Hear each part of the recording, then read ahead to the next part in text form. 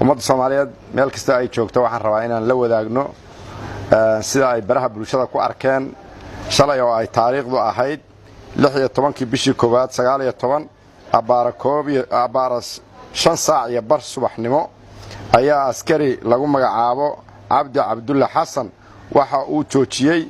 gaari nin shacabihii uu watay wuxuu weydiiyay sharcigi laysinkii iyo buuggii wuxuu helay buuggii markii uu weydiiyay buuggii ayuu helay wuxuu yiri laysinkii ma hayo mar la markii uu yiri laysinkii ma hayo mar la markii uu yiri wuxuu weydiistay lacag laaluusha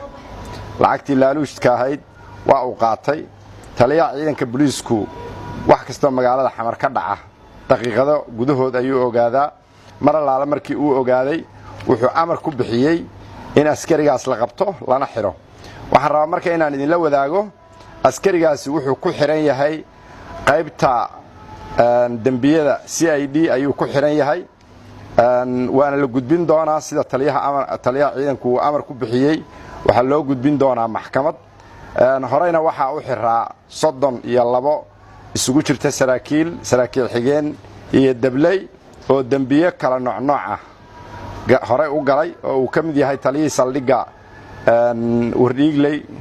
uu kamid ahaa ayaa hore u xiraa xabsiga dhexe ay ku xiraayeen asaguna meeshaas waa eedeysane wuxuu uga daba tagi doonaa kulay halkaas wuxuu uu sharciga ka helo ayuuna leeyahay cid kasta ciidanka booliisku wuxuu ku shaqeeyaa sharcigaas ayuu ku shaqeeyaa ummaddu u shaqeeyaa qof kasta oo sharcigaas ku xadgudbana wadada ayuu marayaa ummadda Soomaaliyeed waxaan rabaa marka inaan la wadaago oo ka codsanno wax allaale iyo wixii ay arkaan oo ayaga kullid ah oo sharciga kullid ah in ay sida ugu dhaqsiyaha badan noola soo xiriiraan ula soo xiriiraan saraakiisha ciidanka taliyaha cid kasta ay la soo xiriiraan tilaabada ku habboon ayaa laga qaadayaa waa mahadsantiin